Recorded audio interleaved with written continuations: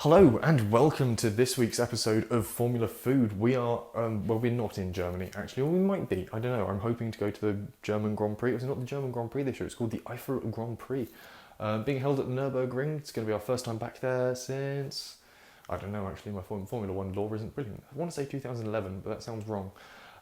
Yes, anyway, racing is going to be going on in Germany when you watch this, but it's not going on now when I'm filming this because it's currently the 19th of September. I'm filming this in advance to allow for any mistakes that happen, like the recipe doesn't work or I delete the footage, which is becoming a regular occurrence on this show. Anyway, German Grand Prix, we're going to make some German food. We're going to make Schnitzel and cabbage, or Krauten, isn't it? That's what cabbage is in German, I think. So yes, Schnitzel, we've got some lovely butcher's fresh pork chops. These are fresh from the butcher this morning. They've been trimmed. We've just got to bash them flat and breadcrumb them, and we're going to fry them off in the big pan over here. We've got a pan here warming up with some butter in it to make some wonderful German-style cabbage as well. So it's going to be a beautiful German dish. At the moment, producer Ian is off shopping for a roofing felt for the shed, but he's also picking up some German beer. So we'll be able to enjoy some German beer this evening as well. So, let's get cooking. And the first thing we need to do is ingredient prep.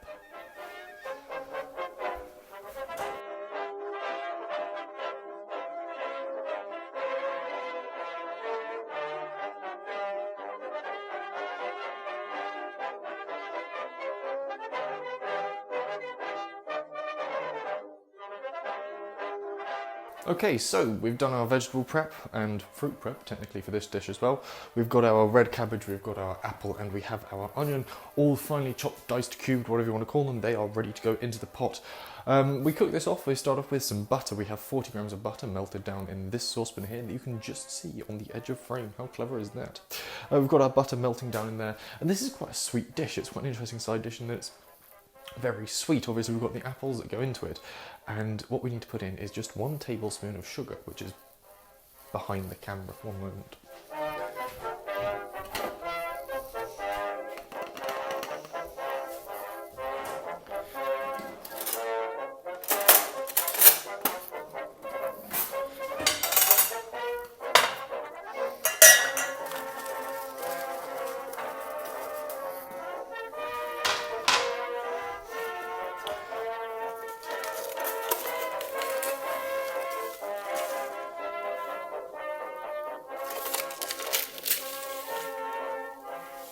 So we have our 1 tablespoon of sugar, and into the butter it goes.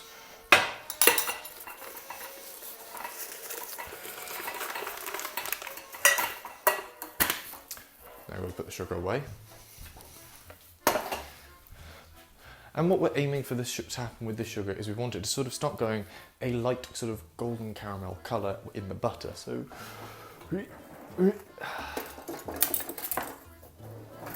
implement of mixation.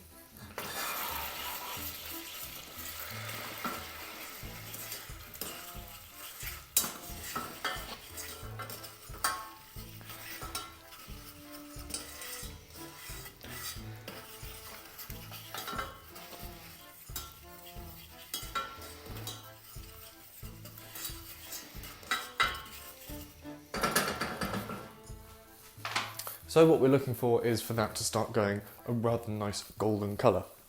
Then once it does, we're going to add in the onion and the apple, and once again we're just going to sort of brown those off, just so the onion starts going soft and the apple just starts going brown at the edges. Once that's done, we'll deglaze the pan by chucking in some vinegar. Usually it's, I think we're using either red wine or apple cider vinegar, depends what you've got in the kitchen, what you can get hold of. We'll use that to deglaze the pan, fancy phrase, I know. And then you chuck in the cabbage and you add in 150ml of beef stock or 125ml of wine, and just leave it to simmer away. And that is pretty much how you get this cabbage going. But obviously I'll keep talking you through that as we go so you can see exactly what we're doing.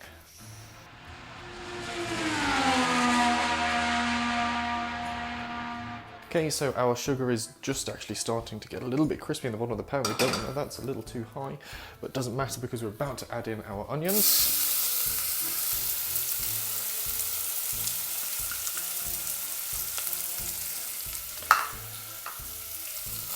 And our apple. And we're just going to stir those in, and we just want the onions to start to go We want the onions to start to go soft, he says, hoping the microphone picks that up over the sound of sizzling.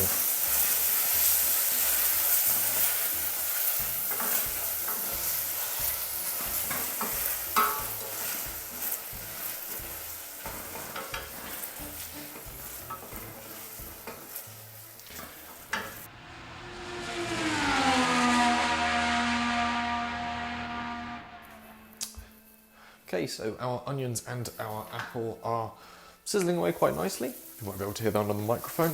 And they're just starting to go soft in the pan, which is exactly where we want them. The apples are picking up a beautiful golden brown colour, almost caramelised, and they're sort of just about breaking up under a wooden spoon, just giving them a sort of push, and away they go, which is what we want. We want nice and soft. Doesn't matter that they're going to be soft, they're going to be sort of stewed away with the cabbage anyway.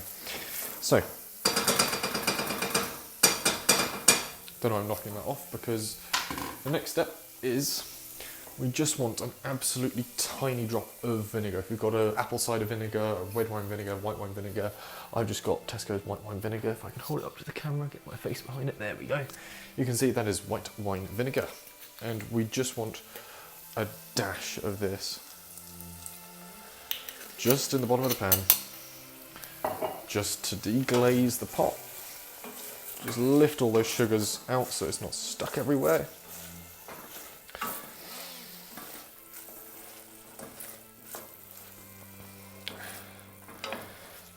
And then what we need to do is add in our cabbage, which is what we're supposed to be cooking here, not apples and onions, but cabbage. In it all goes. That's enough for 2 people.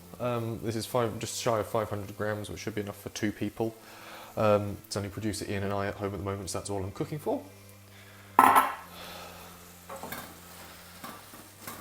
So we'll just mix that in to start off with. And then we need to add in our wine.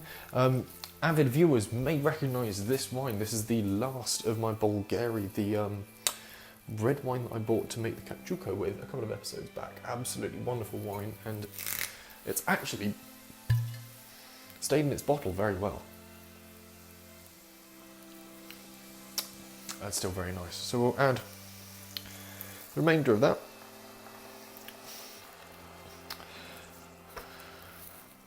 To our pot, which I think was a little shy actually of the amount we needed, but that's all right because we'll add in some beef stock. The original recipe that I'm working off of on this uses beef stock, or it says you can add in red wine.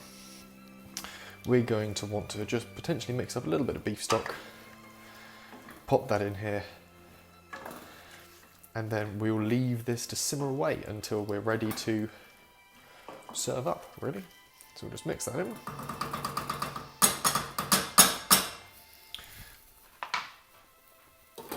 Put the lid on to trap the juices, the flavour, just let everything start to sweat down. And that's what we're after. It's pretty much the cabbage stage done.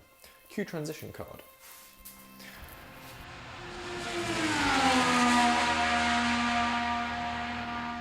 Okay, we are on to the next stage of getting our German dinner ready. Our cabbage is bubbling away. You can potentially see the steam rising from here. We've got some potatoes ready to go into a pan. In fact, we could probably bring those onto the boil now, so they are ready. There we are. They'll start coming up. And the next thing we need to do is we need to start beating our meat. No innuendo intended. I can't believe I just said that on camera. Here is some meat that I've already beat in Blue Peter fashion. Here's some I prepared earlier. This is some pork fillets. These are just chopped pork fillets. They've been trimmed at the butcher's, so they haven't got like the fat around the edge, or not as much fat around the edge. And then I'm simply beating my meat with this rolling pin. I need to stop that joke. I've wrapped it in cling film just to try and stop ingraining pork into Mum's rolling pin, and just beating it out on a chopping board, trying to mute the blow a bit with some kitchen roll beneath it. And all you're looking to do is basically take a pork chop from roughly its normal thickness, which is about yay thick, to roughly sort of the width of your finger, so roughly halving it in its thickness. And that comes in the brilliantly destructive and quite cathartic manner of simply taking something and whacking the pork chop with it. Like that. Repeat that until it's a bit flatter and a bit thinner.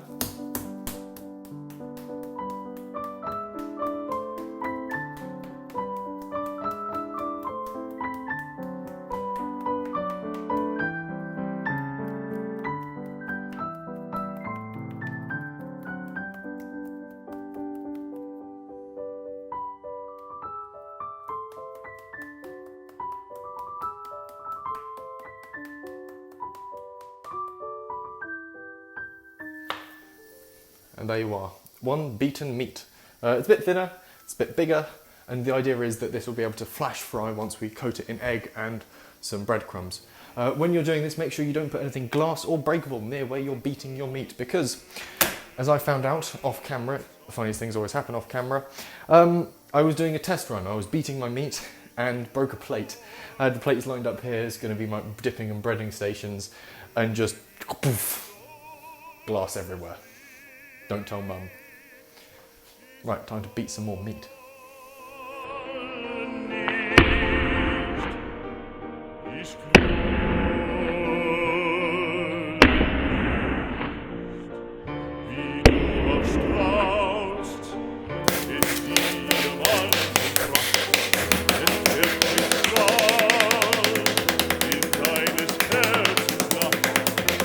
Okay, so we're ready to go into the final steps of putting together dinner, our schnitzel. We've got the cabbage, again, everything's sort of out of shot almost in this frame. We've got the cabbage over here that's been bubbling away all the time. We've got the potatoes here boiling away very nicely. They're nearly done. And then we have our big plate of beaten meat. We have our 6 fillets, our 6 pork fillets, pork chops, beaten out with only mild injuries sustained to one glass plate. Then we also have our breadcrumbs. These are just regular sort of breadcrumbs, but I can't really tip the plate, otherwise they're all going to fall off. So I'll try and do this. These are breadcrumbs, they just look really overexposed in this light. They're nice bright white breadcrumbs. And then we have in this bowl some beaten egg. And I think anyone who's got any cooking sense will be able to tell that what we're going to do next is we're going to pork chops into egg, into breadcrumbs, then into this pan here, which is again out of shot. Big pan, it's got oil in the bottom which has been warming up, really gentle. We're going to just ramp the heat up on that, and then hopefully it'll go pork, egg, bread, oil, cook. And then obviously we can only get a few of them into the pan at a time, so they'll go into the top oven, also out of frame, and stay warm in there until we're ready to dish up. So ideally everything's going to be really fresh very quickly after the pan. Problem is, if I've got quite a few of them, so I don't know how long it's going to take each one, and obviously make sure they're all cooked through before you serve them up to anyone. It is pork, got to make sure it's cooked properly. So yeah, that's what we're going to do. We'll cut to another angle and you'll see me doing some egg dipping, probably.